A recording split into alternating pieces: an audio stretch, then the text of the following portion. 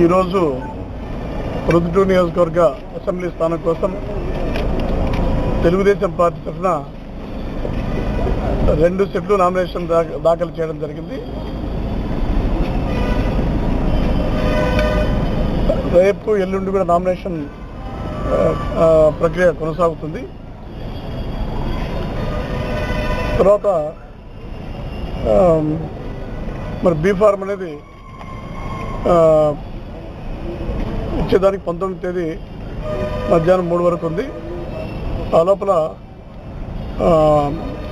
అధిష్టాన వర్గం యొక్క నిర్ణయానుసారం ఆ బీ ఫార్మ్ వచ్చిన తర్వాత ఇక్కడ ఇవ్వడం జరుగుతుంది.